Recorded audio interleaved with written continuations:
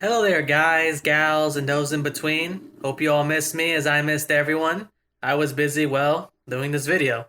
Yeah, nothing like monthly releases in a massive RPG to go ahead and throw a monkey wrench into those plans.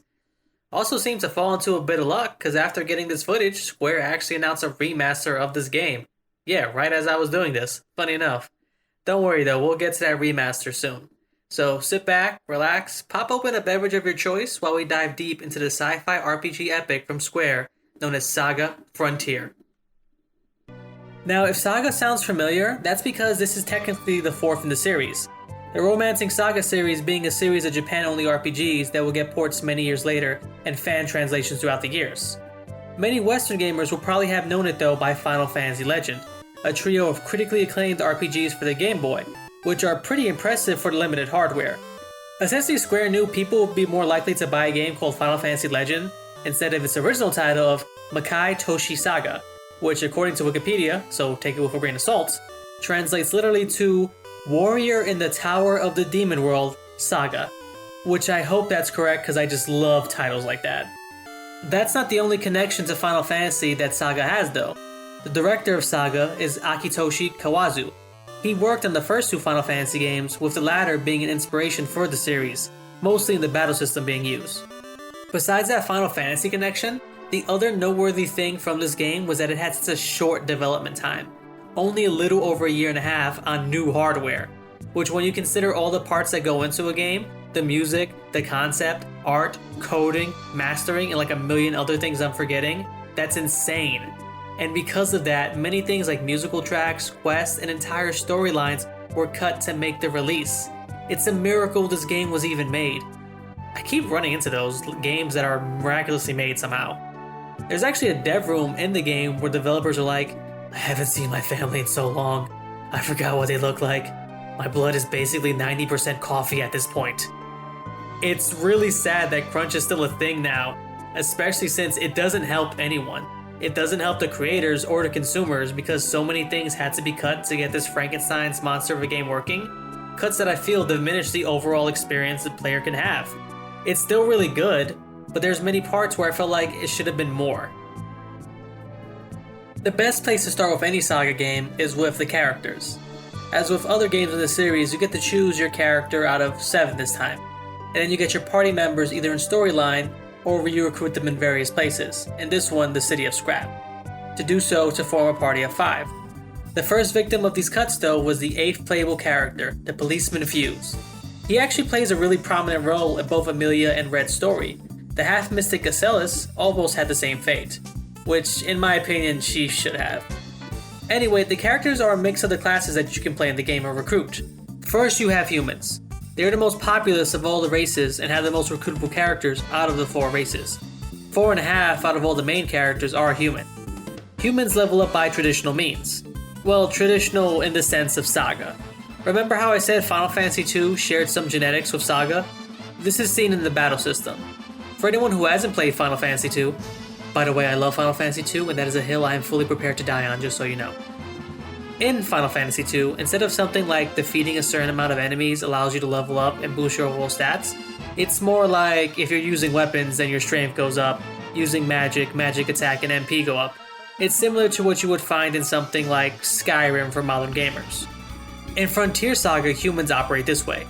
Depending on the weapon being used, whether it be fists, guns, swords, or magic, will determine what stats you boost at the end of battle. Like swords boosting strength and to a lesser extent quickness, with guns boosting that quickness and your intelligence. So if you use nothing but guns, you won't get physically stronger. Humans also gain new and more powerful attacks through battle. Every so often they'll have a literal light bulb moment and then gain a new attack for that weapon or magic. Though, don't be dumb like me. See, you only have a limited amount of space for your techs as they're called, and you have to set which ones you want to use. If you have a majority of physical, with no magic or vice versa, you actually get a 1-point deduction in using them. Yeah, you have weapon points just as you would magic points, so you can't be using your most powerful techniques all at once.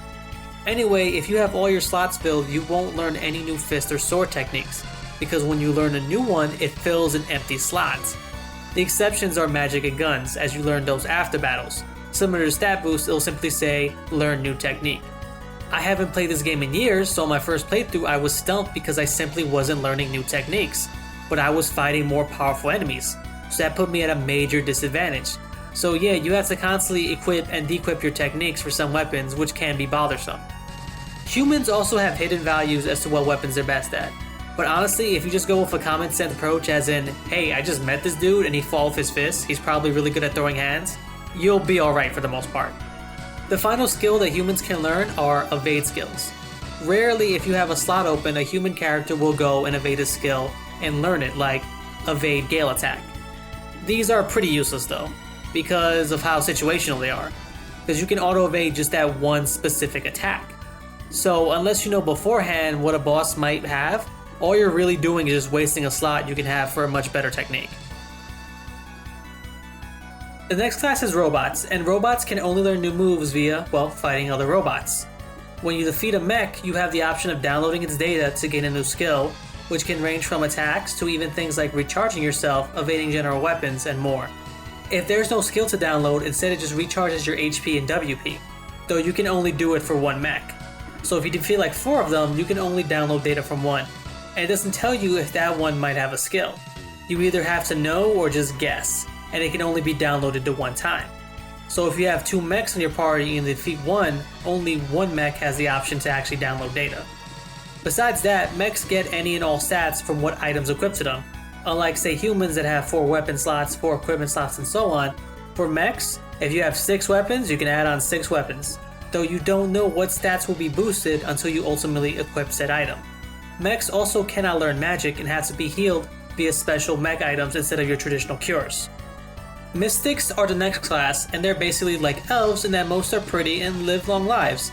And also, people are racist to them, and also they're racist, maybe. We'll get to that. Anyway, mystics are similar but different to human in a few aspects. First, they only gain HP from battles. Secondly, they can equip weapon and armor and learn skills, but some of it is locked by their special equipment.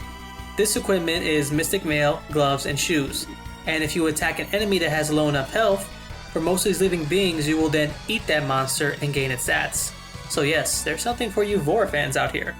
Stronger monsters clearly have stronger stats, and the absorbed monster will also give you a skill to use. Mystics have the least number of slots to use since your mystic armor takes up 3 slots. But since they can absorb skills and get pretty good stat boosts, it's a nice trade-off. The only issue is that you never know what stats a monster will boost, what skill you'll gain, or if it can even be absorbed. Yeah, this game doesn't tell you a whole lot. But with Mystics, it's not too bad, and I actually wish there was more Mystics to recruit and they played a larger part in the story. Finally, the last class is Monsters, and they suck. Yeah, there's not much I can say about monsters that are positive. Which is a real shame because they have an interesting mechanic, and I feel like the main character, Ricky, is one of the strongest and compelling stories in the game. But I was so hesitant to pick them because of my disdain for monsters. To start with, they can't equip weapons or armor. And similar to mechs, they can't learn magic. They can only equip just accessories. So defensively, you're at a disadvantage. Secondly, their form dictates most of their stats. After a battle, they can absorb a monster, again something for the Vor fans in the audience. Doing so, they may gain a new skill and you'll transform into a monster with your HP permanently boosted for each unique skill you absorb. And your stats are depending on the monster form. See, the problem here is that some skills can only be absorbed if you already absorbed a skill a level down. So unless you have a guide as to what skill each monster has, along with pen and paper handy to track and mark everything down, it's literally a guessing game.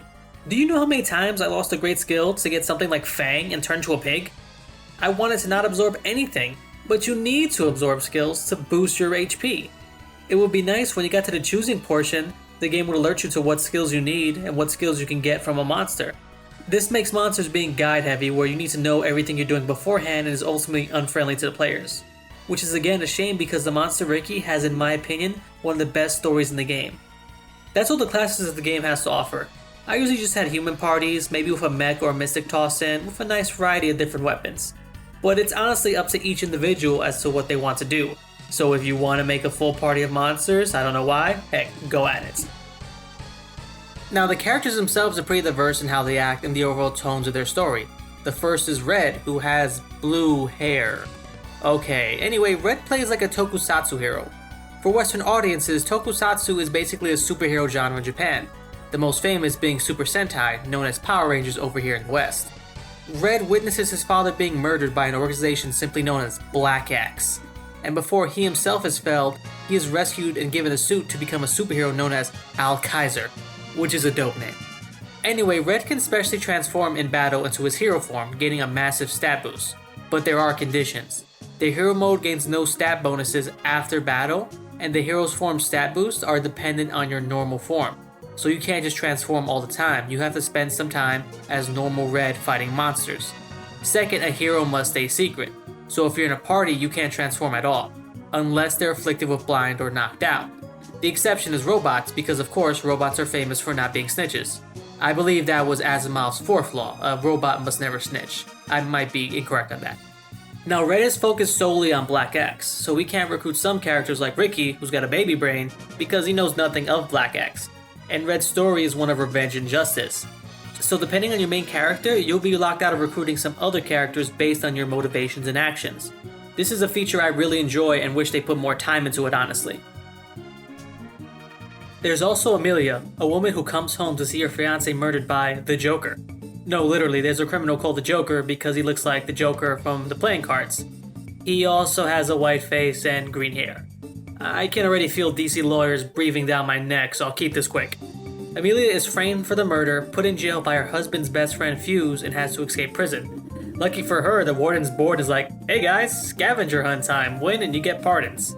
So you have to escape prison, find out who or what is Joker, clear her name, and hopefully discover what her fiancé was involved in.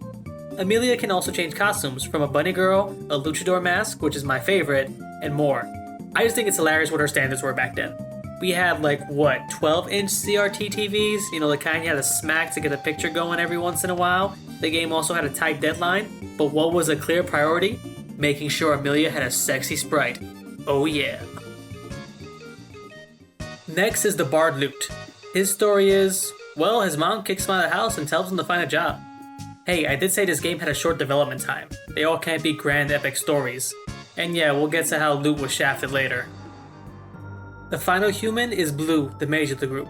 He graduates college and is told to go and master all magic to then fight and kill his twin brother Rogue. If you're not playing as Blue, for some characters you can actually recruit Rogue to your party. It's kinda tough since I had grown attached to Rogue, and Blue's not very nice. When he meets Amelia on his quest, he legit remarks that she looks like a bimbo. Along with that, Blue knows teleportation magic. He doesn't need to use ships. On one of his missions that any character can do, he gets swallowed by the beast Tanzer.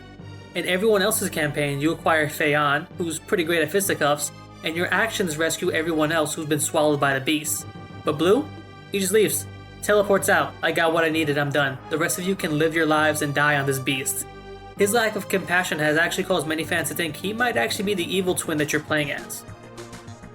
For the non-human characters, we have the robot T-260G. His story starts off hot. During climactic battle, the ship he is on is shot down and he is taken offline, with the hope that he can one day reactivate and finish his mission. He awakens tens of thousands of years later by pure luck, only to discover that his original mission objectives have been corrupted. He knows he has to search for it for the purpose he was built, and unknown to him, should he fail, the entire galaxy might be doomed. The monster, whose story I enjoy, is called Ricky. He awakens one day to learn that Margmel is dying. Margmel is where his monster tribe calls home. It's akin to a living planet in the regions, and the Elder calls him to collect the Rings of Salvation so he can save Margmel. It's a coming-of-age story about loss, accepting the world, and gaining strength from your loss. Again, I really enjoyed Ricky's story, and it's just a shame that the monster mechanics weighed it down. Finally, we get to Ellis. She is the world's only half-mystic. Her story is that the King of Mystics ran her over with his carriage, and then gave her a blood transfusion, creating what she is now. And her story Look, I'm gonna be honest, it's been revealed that large chunks of Ellis' story was cut, so I don't really have much of a clue what's going on. But from what I can infer, she's basically trapped in his castle. She escapes and he's like, no, get back here. You're supposed to be Stockholmed and be mine. That's how these things work. So basically, you have to try and stop him from taking you back. Originally, there was going to be a larger story about where she fits in the world, if she wants to be a mystic, if she wants to be a human. There was even going to be a scene in the biolab where you see people who are human and mixing with monsters, creating disastrous results. And all these quests were going to determine your ending, but that didn't happen. Anyway, Ellis can both absorb creatures and gain stat boosts because she's half human. So she's got the best of both worlds when it comes to combat, able to absorb and gain stat boosts. Again, it's just a shame her story is pretty bare bones. After picking any of your characters, you're then off to adventure in this galaxy known as the Regions. So as you can see, the graphics of this game for the most part are pretty good. Not having much experience with 3D, the team opted instead for just sprites and pre-rendered backgrounds, which I feel helps with an overall faster flow of combat, and some of the effects of the attacks seem rightfully epic. The use of sprites also causes some rather funny effects that you really wouldn't see with 3D models. Like Eliza is a fisticuffs master, so it's hilarious to watch her just toss enemies off screen, or giving them a one-way ticket to Suplex City. The settings overall are pretty good, and a personal favorite touch of mine is that between chapters, the load screens have original concept art from concept artist Tomomi Kobayashi. I'm a sucker for things like this, and while I enjoy the variety of settings, I also feel like it's a flaw of the game. It's supposed to be a sci-fi epic in a galaxy called the Regions with all these worlds, but also there's plenty of magic and towns that just look like normal towns. Heck, there's an area that's basically just an ancient Japanese castle. I have nothing wrong with contemporary things in sci-fi settings. I actually really enjoyed Legend of the Galactic Heroes reboot, because while things seemed similar to modern day, we also saw self-driving cars, rings with lasers, and other innovations that made it clear this was somewhere in the future where space travel was a reality and quite commonplace. Again, I'm not inherently against a modern sci-fi setting, I just wish it was a better mix of sci-fi other than, oh, here's a robot, that's it. So it ends up feeling like the regions are just an excuse to have different locations without much cohesion. Like a town that's basically just a back alley, a jungle area, a casino, and more. There's a lot of variety here, which is always good, but again, nothing that I personally feel like ties it all together that couldn't just be in a normal fantasy RPG. Now when it comes to any RPG, especially one from that era, the meat and potatoes are great music and a good battle system. Without those, people are not going for it. And it makes sense. After all, in many RPGs, you not only have to constantly battle, you also have to do so without anything like voice acting. The music really has to carry the weight of emotional scenes and creating ambiance. After all, many people I know have said they cried during Ara's death, and the first few notes of that melody is enough to create a bodily response and start creating tears. SaGa does a pretty phenomenal job in these varied settings. From the suspense of the biolab to my favorite being the electronic fury of T-260's final boss. Again, this would mean nothing without a good battle system, and Frontier thankfully works well. We briefly scratched the surface of battles. As I said before, you have HP, which is standard, WP for weapon points, JP for magic, and something unique to SaGa, LP. LP is life points. If all your HP is finished off, you lose 1 LP. If you're attacked again while in the state, you continue to lose LP. When all your LP is gone, you can't use that character until you rest at an inn. In some SaGa games, some characters are gone for good when you're depleted, and if your main character loses all LP, it's game over. So if a character does end up being knocked out, it's not the end of the world. To also complement that enhanced pace of battle, you can do combination attacks. Whenever you use a technique, there's a chance it will work in tandem with your other tech to perform massive damage. As for what tech goes with what, I honestly have no idea. But it's not rare for you out of blind luck to do 3 or 4 person combos. I was doing those all the time. Rarely though did I ever do a 5-person combo. I recall in all my hours, yes, all 100 plus, of this game getting a 5-person combo twice, maybe 3 times. The 4th one was probably a fever dream. You might also notice you can get up to 15 characters to make 3 parties, and yeah, I never did that, I kinda just stuck with what I had. The reason being that in SaGa games, the enemies scale to you, so you can't just go and beat up slimes for 50 hours and then go and crush everything. This is good and bad. Good because unless you're at the endgame battles where you're just super powerful, they will always require your attention. Bad because in some areas you'll find yourself running low on WP, JP, and so on, and it can only be refilled in 3 ways. One is resting at an inn, which isn't an option if you're in a dungeon. Another is using a sanctuary stone that refills everything, but these things are rare. You can get a max of like 3. The other is using your other parties. While they battle, your original team will be healed. The problem is that enemies are now stronger, and if you're like me, you didn't equip others because money is rare here. The best items can cost 4,000 credits and up, and endgame encounters can net you around 200 at best. And again, that's endgame. It's hard enough to go and get the best equipment for your main party without doing the money cheat, and I can't fathom doing it for 15 characters. Seriously, for the remaster, they should fix this. If you're looking to make sure your team has the best weapons, equipment, and accessories, you're looking at around 100,000 credits. And again, you're lucky to get around 200 with the toughest enemies in the game, So that's going to be over 500 battles if you're not lucky to get one of those few drops that you can sell easily in the game. Honestly, just do the money trick. Go to scrap, in the shop for 300 bucks you can get 3 random items. After picking your 3 items, sell any kits you might have. Try to sell the bottom item. You won't have it ever, but now when you go back to the area you can pick 7 items. Just keep repeating that in this specific part till you have 99 swords. You can then sell those swords in strike. After having at least 15,000 credits, go to Nelson, buy all the gold, go to Kurang, sell the gold. You can see the price of gold keeps getting lower. Go back to Nelson and repeat. Basically, once gold reaches 0, give the seller Kurang all your gold, then take it back. This artificially inflates the price. Usually I wouldn't recommend such a loophole, but again it's so hard to get money I can't help but encourage grinding for money. And I have also heard that beforehand you could just switch to your weaker team so that the weaker team faces weaker enemies, but honestly that seems more bothersome to me. I just wish it was easier just to recover everything. That seems to be the entire game. Things I liked followed by things that make no sense and I wish were given more time to actually be worked on. Remember how I said I like the graphics? Well, some of the design is overall bad, as in the game doesn't give you context clues as to how to continue. Like in Amelia's story, the only way to leave one of the chapters is going to this area. It doesn't look different from anything else at all, and when you first approach it, it doesn't say anything like, oh, I can't leave now. You just have to figure out after everything is done to go there. And this is constant with the game.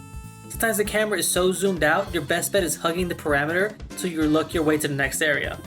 You're also told nothing regarding equipment. Heck, I was discussing this game with others and they had no idea this manhole leads to a store with the best guns and swords.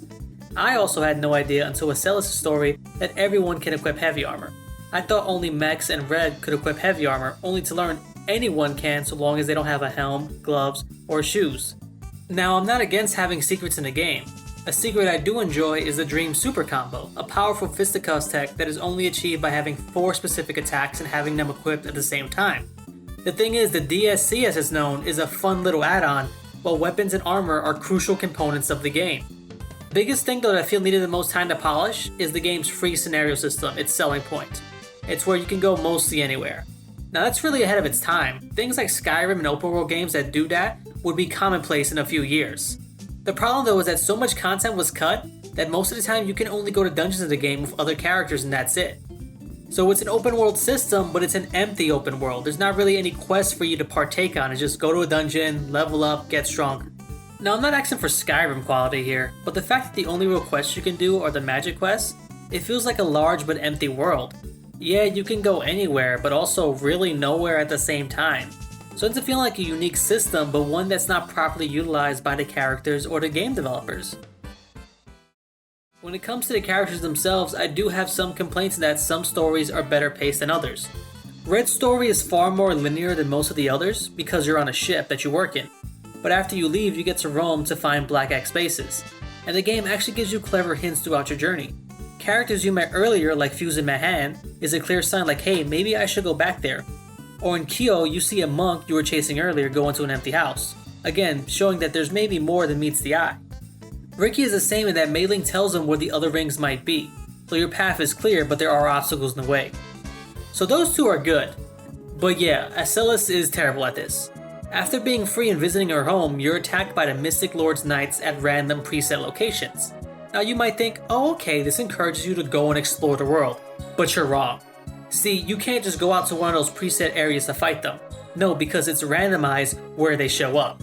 For example, 2 preset areas are the 2 dungeons in Strike where the first mandatory battle is at. So if you go through those 2 dungeons and you didn't know it was an area for one of those knights to attack, you would simply go to other areas. So there's a chance you would cover every area in the game and have to redo all these areas a few times just to trigger Ellis' main story, what little there is. Along with that, one of the areas is Wakatu. The only way to reach it is to talk to a skeleton that's like, I think I saw a samurai getting blasted somewhere. You can then talk to Gen in a bar to recruit him and visit Wakatu. It's the only way in the game. Unless you're playing a character like T260G who automatically recruits Gen as part of his story. Again, the free scenario system isn't bad and we've seen it utilized well in modern games. But in these games, there's usually something for you to do, and you're usually given a hint as to what the main story is, instead of you just going everywhere trying to figure out what's happening. The rest of my complaints are things like that, where it's more player unfriendly than anything else.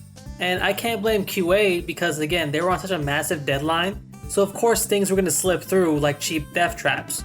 If you start as loot and go north, oh, there's mid-game enemies here, so now you die without being able to do anything. Again, why not close that area off if it's just going to kill you within the first 3 minutes? Red's chapter, near the end, you have to evade an enemy on a ship, and if you re-enter a room you already went into, it's game over. Better hope you weren't like me and didn't save literally hours ago. SaGa Frontier also has some of the worst UI I've ever seen in my life. For instance, some attacks have additional effects like feints, which will instantly destroy an enemy if their health is low enough. But that won't show up in the battle phase, it'll just show the name of the attack. You just have to remember what each attack does. The same with items. If you have a backpack, see, in this game you don't have access to all your healing items. You have to have the backpack equipped to go ahead and access it. That's fine, that's not game breaking. It can even help you prioritize who carries what gear and add a dimension of strategy. As in, do I give the backpack to the main character and go all in? If the main character is finished, I'm screwed anyway. Or do I give it to the tank of the group? Only one person being able to access your items is unique. That's not the problem. The problem is, similar to attacks, it doesn't tell you what each item does. That was a real pain in one part where I needed to unpetrify my healer, and I had to simply guess as to what would solve that because the game's UI was no help. The UI is so bare bones it doesn't even show your health during the battle phase. Before you attack, you'll see your health, but that's the only time it'll show up. So there was a few times where after initiating the battle, I had to do something. When I came back, I forgot who was low on health and who needed healing. Magic can also get annoying because before you buy magic, you can actually see a demonstration of what each spell does. That's cool. But like I said, in this game, you have things that are cool and then things that mess it all up. Because once you get a magic, you're locked into that particular class. Okay, let's say you have just your main character, and you go and get light magic because it has a healing spell. If you come back later, no one else in your full party can attempt to get it because you already tried it. So you might be stuck for having most of your characters in a magical class you don't particularly enjoy.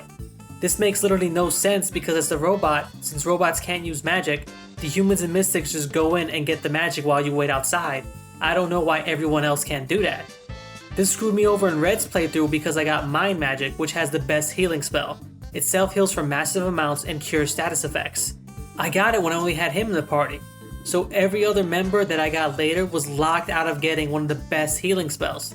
Again, why? I don't understand this. This seems again like a massive oversight that makes it difficult for players who don't already know what it is they're doing. Finally, my last complaints are admittedly a bit nitpicky. If you're not blue, you need to go to travel agencies to travel anywhere. The problem is, to get to some areas, it'll tell you, oh, go to Kurong and transfer there. Like it's an airport. It's space, why can't I just travel anywhere? Lastly, it seems that some characters are connected, which I enjoy, but then the game gives that up partway through. For instance, in Red's story, you see Amelia before her tragic beginnings, and in Red's second chapter, you see Ellis, and he remarks that she used to babysit for him and that she hasn't aged a day. I wanted something like Octopath Traveler, where these characters are connected without knowing it. It's both a big and small galaxy. I'm not asking for Red's story to be the spark for Amelia, which leads to Ricky, and so on and so forth, but rather that these campaigns take place within one another, that they affect one another.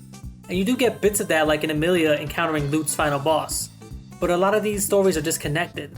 Some may not mind that, and that's okay, I'll admit it, it's a very subjective opinion. Now with that out of the way, it's now time for spoilers. So as usual, here's where to skip, and we'll go through each character's story.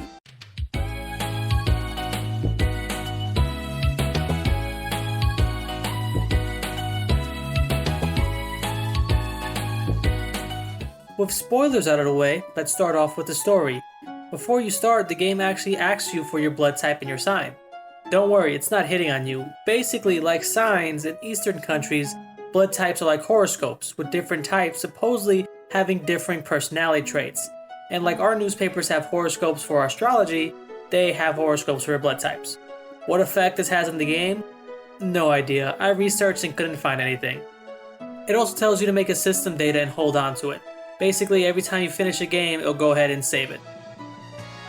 You can start with whoever you like. I of course picked the Super Sentai hero Red because I love Super Sentai, so of course I was going to pick him. His mission is to avenge his father's murder and to go and destroy all of the Black X bases and eventually Black X itself. It's pretty great because for the bosses he fights as his hero form Al Kaiser, so the game has to make up weird excuses for him to appear instead of Red, since Red can't be seen transforming. So there's always these weird things like, oh, don't worry, Red's away, I found him, he's safe. And the party's like, well, thank you, Al-Kaiser, who is the same size and shape of Red and is never in the same room as him. It's so silly I can't help but enjoy it. There's also a really relatable part in that there's one area full of monsters, and when you tell this girl she needs to leave, she's like, dude, I need to finish my shift, I need the cash. Yeah, I guess she's working for Amazon. As stated earlier, finding the bases aren't that hard because they're hinted within the game. Like when you meet Doll and Shinro saying her brother disappeared near some ruins in a town you were in earlier. That's why I feel like Red has one of the best implementations of the free scenario system, because in his game, they don't completely hold your hand nor leave you in the dark. With some simple exploration, you can easily find where the main story is. Following those breadcrumbs, you eventually discover the Black X base and fight Boss X, who declares that his organization actually runs the regions from underground and have been doing so for untold numbers of years. After destroying him with the rest of your family, you go ahead and deliver flowers to your father's grave, knowing he can finally rest in peace with the threat of Black X no longer a thing. You then discover the hero who saved your life in the beginning was your father's friend who had been looking over you all this time, the captain of the ship. He takes your powers and hints that more heroes exist as Red's story comes to an end. My next choice was the fashion model, because in the game Amelia is actually a fashion model. That's probably why they keep giving her all these costumes. After escaping prison, she then joins a group known as Gradius. They exist in the underworld doing jobs that the cops and the proper authorities can't really do. Amelia's mission is searching purely for Joker and finding out what is Joker's objective. You even learn the kingdom of Shinro is little more than a front and that Joker is the one who controls it, though you are always one step behind. You eventually discover a person named Mondo and that Joker's true objective is something called the Cube that is, and I quote, Trinity's greatest secret. It seems the Cube is actually powering the base you're in right now, so it's a source of power you probably shouldn't let the Joker have. Finally catching up to Joker at his hideout, an abandoned church, he summons Diva, a godlike being. After defeating it, you discover that Joker is actually Amelia's fiancé, wearing a mask that has taken over him. You shoot the mask, and then you happily get married with your friends you gained on your journey as your bridesmaid. Supposedly, in one of the missions at the casino, if you don't chase him, you can actually get a bad ending. I didn't do that, so yeah, don't do that. In regards to Amelia, she's also a pretty strong contender for best use of story and free scenario system. You have to go to Ralphus to advance the story, but in the meantime you can just go and explore, level up, and do what you want. While many things never seem to get answered, like if Joker was your fiancé, who was that dead body? How did he get the powers to summon a god? What was the mask? I feel that's all fine because in her story you get a brief interaction with Lut's final boss Mondo, where you learn more about him in pieces that only come together in Lut's scenario. How he was in love with someone, but Lut's father was the one who married her, and that it might even be Lut's mother that Mondo was the one in love with. Mondo is supposed to be cruel and evil, but Amelia reminds him of that unrequited love, and that's why he assists her. It's just a shame his character development between routes wasn't explored more. I feel like it would have added a great deal to the story and general world building between other playthroughs. Remember how I said Lut got shafted? Here's how. So, like Ellis, Lut's story is convoluted to actually advance. The only way to progress is when you try to leave, you meet Mondo, you then have to talk to Fuse in Manhattan, and he's like, Mondo seems nice, but he's actually super evil, bro. You then go to Nelson, speak with the captain of the ship, and he's like, dude, your dad was a freedom fighter, he was anti-Trinity, like us, and he was betrayed by and killed by Mondo, let's avenge your dad. Now it doesn't seem confusing, meeting Mondo is the only way to actually leave Yorkland, your home, and you arrive in Manhattan where Fuse is having lunch, so it's not that much of a stretch. Meeting the captain and Nelson, that's an entirely different story. Nelson is one of the last places on the list. There's a good chance you would go through every area in the game just fighting enemies before actually advancing the story. That's again, only 10 minutes long. And again, if you don't go to this specific bar and talk to the captain, nothing happens. So let's say you did talk to the captain, you decide to go ahead and finish off Mondo. Well then the game ends with your mom saying, oh yeah, your dad had a best friend named Mondo. The end. Yeah, I'm not joking. That would be like if Star Wars were 15 minutes. Luke fights Vader, Luke beats Vader, and then Obi-Wan is like, oh yeah, that was your dad, he was a pretty chill guy, cue end screen. And if you're wondering why I'm not using a Star Wars clip, I'm not messing with Disney, it's really that simple. It's disappointing because it leaves interesting questions unanswered. You discover the ghost world of Wakatu was destroyed by Trinity, which angers Gen because that was his home. And the reason for that was because Mondo was using it as his base of operations to dethrone Trinity, and that there are rebels who fight against Trinity, because the government may not be on the up and up. Who or what is Trinity though? We know it's a person or people, since Yorkland, Lute's home, makes special boosts for them. Does Trinity imply 3 heads or 3 organizations that coalesce to govern? Mondo was an anti-Trinity member, but became a part of Trinity while also working to destroy them. See what I mean? There's some really compelling ideas at play that never fully develop, so if you're like me, you're gonna want more, but unfortunately never will. In good news though, Mondo's fight is pretty epic. Having a giant mech and declaring you need strength to run the regions. For such a bare-bones story, the reveal is pretty dramatic and the fight is unique. Every time you destroy a piece of its frame, he simply replaces it with new weapons. At the end, it's pretty phallic. How did that conversation go? Sir, the only part of the frame left unarmed is the crotch. Put a gun on it. After that phallic mech, let's move to a non-phallic mech. T-260G stories that he's awakened after being offline for tens of thousands of years following a climactic battle. Eventually you're found by Thyme and Sir Taco, who fix you up. The town you're in is run by Mr. Caballero, which means Mr. Gentleman or Mr. Knight. So of course he's evil. No one good has to try that hard to be like me. I'm Mr. Gentleman, milady, you can trust me. Being the gentleman that he is, he kidnaps Thyme, who you have to save. You then realize you can't stay there and must leave to not only fully stop Mr. Gentleman, but to also discover your past. Thyme says it's okay, but demands that you return once you're done. Off you go to Scrap to get new party members and then end the fight with Mr. Gentleman, which is actually pretty great. You have to go around and do things that remove his henchmen from battle, or else they're going to shoot at you while you're trying to attack, making you take extra damage. So you can go ahead and use quick saves to make it easy as you like, or you can just fight him right then and there. After you stop him at Korong, you can talk to someone to get info on a computer. A lot of the data is corrupt, but you can see Shinro, a location, so it's clear you have to go there. You can also go to Strike since you met a worker in the bar, and after doing a quick errand, you can actually change bodies, which is great. You can choose whichever one you like. I chose heavy duty most of the time, but I switched it up every now and then. At Shinro, in this derelict ship, you find some data on it and it says you're an anti-RB model, that you were created by HQ, but the data on RB3 is corrupted. Here's sadly the one bad part of the game. In Manhattan, you meet Dr. Leonard, who for some reason kind of reminds me of Super Pachaco. The only way to meet him and actually advance the story is if you're in your original body. So for far too long, I thought the game was busted because nothing advanced. So you meet Leonard in your old busted body, he says you're impressive, and then he dies. No, really he dies, but he backed up his brain in a robotic form just in case because he was digging into Trinity to find what RB3 really was. It seems they sent assassins to kill Dr. Leonard to stop this flow of information. With Robo Leonard, you break into the Central Trinity computer to find that info and learn an HQ ship still exists. Going to those coordinates, you dive into cyberspace, and all the enemies here are of the bug variety, which I enjoy. They're computer bugs, so they show up as bugs.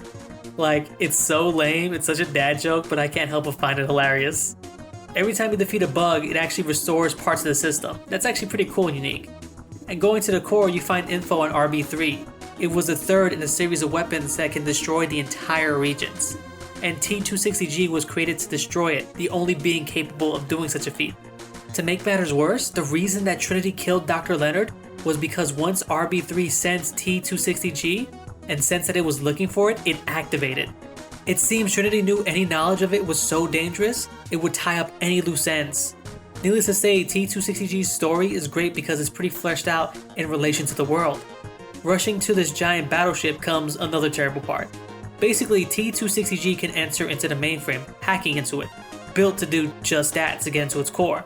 The problem is you can only progress further by fighting enemies, which the game doesn't inform you at all. And you better have a good sub-party or have Sanctuary Stones because it can be a slog. Thankfully, RB3 is a great final boss. Firstly, the musical track is amazing. Its name also is Genocide Heart, which is just anime and metal AF. It also constantly flashes words like no future, saying that this is the end of the line for everything.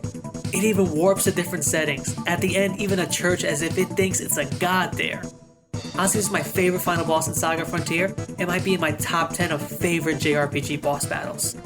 After finishing off, you go offline, your mission's complete, till another mission activates, the one from Time, to return to him. So you go to the boy, still waiting for his robot friend. Minus the bad design in certain areas, the robot is a strong contender for best story. Yeah, there's more of that unexplained stuff like who or what HQ is or was, but it does an excellent job of world building and fleshing out more of Trinity. They remind me a bit of the 5 elderly stars of One Piece.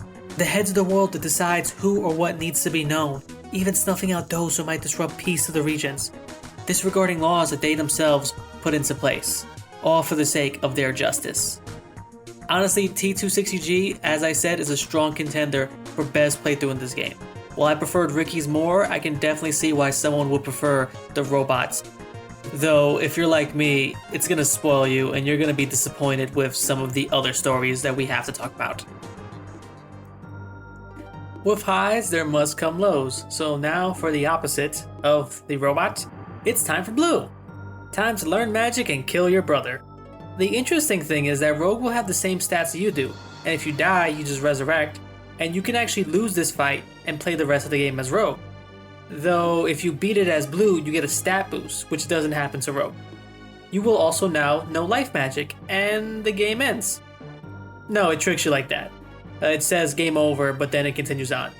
Anyway, to the Magic Kingdom, you learn that Rogue/Blue wasn't your brother. You were simply 2 halves of the whole, and your soul was split, so a magician who can learn all magic was created. This is actually cleverly hinted if you try to get mind magic, as the mind magic master says your mind is not complete. So you can now use opposing magic. Except not really. I for some reason couldn't use Rune and Arcane, but in canon I can, air quotes, use all magic. I should point out the Magic Kingdom is in shambles because Hell has literally taken over, and you gotta stop the forces of Hell. Well, I guess it's doomed now. Why they're here, who knows. So you descend into Hell, which looks like one might think is heaven? For real, what's up with all the games I've encountered with religious stuff in them? Anyway, you encountered Lord of Hell, and you beat him, and it just leads to a The End screen in the middle. So that's it now. Rogue is stuck in Hell. Who the unironic hell knows? Funny enough, you might think this is because of all that cut content, but apparently it was always supposed to end like this. Hopefully there was supposed to be more added because it literally just ends with you now stuck in hell without really much explanation at all. Disappointing when compared to the others? I would say so. Well, that calls for a palate cleanser, and thankfully Ricky's story is much more coherent. As stated before, he's after the Rings of Salvation and meets Mei Ling, who herself has a ring and agrees to help him. You also have to once more fight Mr. Gentleman, because he wants Mei Ling and kidnaps her. Yeah, I bet he also tells everyone he's a nice guy, that's why he can't get her girl, right? After saving her from Mr. Gentleman, you then properly start your quest to gain all the rings. The first one is in Tanzir, and you learn that Feion and Mei Ling have a sordid past with one another. Some of that character development. Yes, please. After Blue, give me more of that, inject it into my veins if you have to. With Tanzir done, it's then up to you to decide what order you want to collect the rings. Sai's ring is unique because usually you have to fight the Skeleton King, but because Ricky is pure of heart and just wants the ring for his people, Sai just gives it to you. The Despair ring is worn by the warden of said prison, who gives it to you and tells you, oh yeah, this prison was made for me. I'm warden and prisoner. My sentence is around million years or so. Okay, bye. Yeah, they just drop a truth bomb like that and then he just leaves. This cut content is really irking me at this point. Ricky continues to collect rings by being a nice person, monster, that simply wants to help people. Even this rich douche. He's like, please, my daughter, she's so sick. So you find that she's wearing a ring that you need to collect and it's possessed by a monster. You beat the monster, she gives you the ring, and this guy gives you 500 credits twice, and it's like, no more. No more? Your daughter's life is only worth 1,000 credits? Do it, Ricky. Do it. You're a monster. Eat the rich. No one will know. You're doing the world a favor. There'll be no evidence. You're absorbing him. Come on. Sadly, you cannot eat the rich, and you must collect now the final ring, which is held by Virgil. The only way to beat him is to entertain him, and the only way to entertain him is to do combos, and depending on what monster skill you have, this can either be incredibly easy or incredibly difficult. For me, it was incredibly difficult. So hard I had to look up a guide to see what skills combo best with monsters. With all the rings, you wish for Margmel to get better, but all your friends and family start disappearing. The ring Mei Ling had was the last ring, a black one, an evil ring that does a sort of monkey's paw thing. It brings Margmel back but turns back time to Margmel's past. So all your friends and family that didn't live back then are disappearing. So now you have to fight Mei Ling, who was possessed by the Black Ring. So if you had her in your party, you're down a member. Again, this game can be cheap. Thankfully the game knew it was kinda cheap, cause the ring is the weakest of all the bosses. With the ring defeated, Ricky says goodbye to Margmel, knowing it's his time and his people will simply have to find a new home. He then spreads the rings far and wide to avoid them being used again. But also, some of the rings he just drops in plain sight. Again, he's a baby, maybe someone else should have had that job. Minus the cheapness at the end, Ricky has a great story about coming to terms with the inevitable, accepting what cannot be changed, and using your strength to do what you can with the circumstances you're under. Yeah, there's more of that unknown, who created the rings, what created the rings, but similar to the robot, I feel like there's so much strong points here that that's fine in itself. And there's a reason why I've said many times before, Ricky has to be one of my favorite stories and playthroughs in this game, regardless of the fact that I dislike monsters in general. Last and most certainly least is Ellis. Her story is that the Mystic Lord murked her years ago, gave her a blood transfusion, so now she's half mystic, but she kinda hates it. She escapes, fights her attackers, loses her friend White Rose, and confronts the Mystic Lord, who wanted her to control everything somehow. You beat him and live happily as a mystic. Supposedly she has 3 endings, one where she goes as human, mystic, or half mystic. And I have no idea because I used human skills and saved one crucial girl that's supposed to get you the human ending, and I still got the mystic ending. Here there's some really interesting themes of racism and how mystics and humans may be too different to live together, or that each side is too prejudicial to give the other a chance. After all, Ellis is kind of disgusted that she is a half mystic, that she has mystic blood inside her, and some of the mystics also seem to be really racist towards humans, seeing themselves as superior. Though at the end we see some of the hardest mystics seem to be softer towards humans. But Ellis was so close to being cut, there's not much here, all of it is surface deep, so it doesn't really explore any of these themes in a meaningful way. You might get someone who says, ew, mystic, but honestly that's about it. Also, last boss is pretty simple. I mean, he gets kinda cheesy, but he has low HP, so I feel like they were rushing to make sure Ellis made the cuts. Once all playthroughs are done, you then get access to the dev room, where you get to talk to many developers and they talk about the insane amount of crunch they had to do.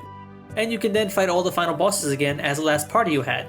And for beating them, you get nothing. Which is a shame. I was hoping to get, something? Concept art maybe? You actually do get a sound test, which is pretty interesting, and you get tidbits at the devs revealing things that they wanted to put in the game, but just didn't have the time. It was also here I learned there was a defense button. Because I never saw a defense option, I just thought it didn't exist. But yeah, all you gotta do is press R1.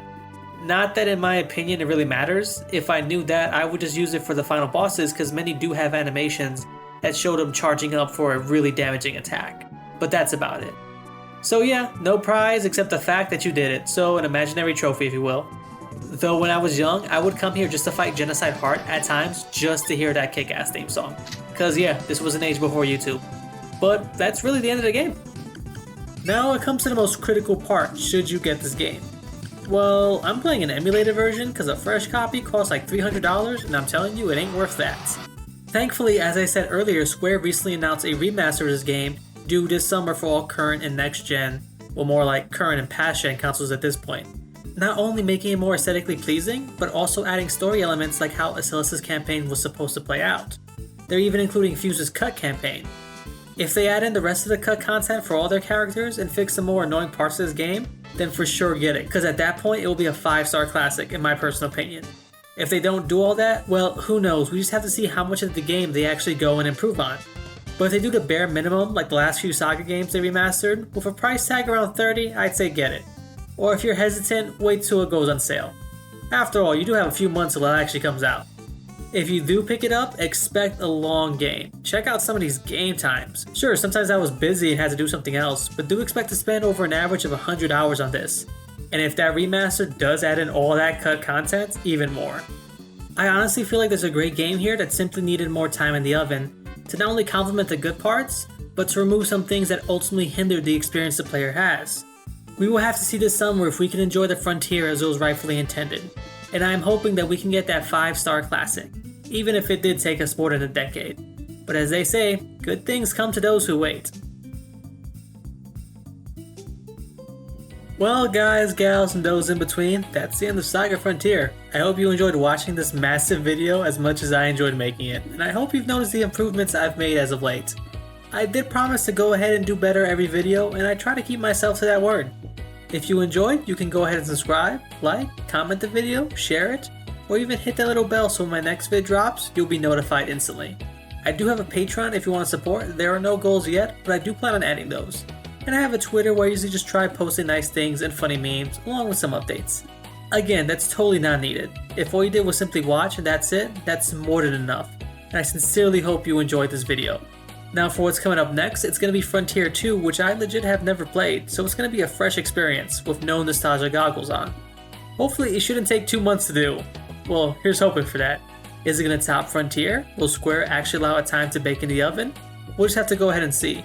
I also plan on sometime in the future, maybe before Frontier 2 or after Frontier 2, uploading a different video that's not a game retrospective, but a subject I've been talking about to friends. A small change of pace, but I think you guys, gals, and those in between are going to like it. Anyway, tune in next time. Till then, have a blessed day.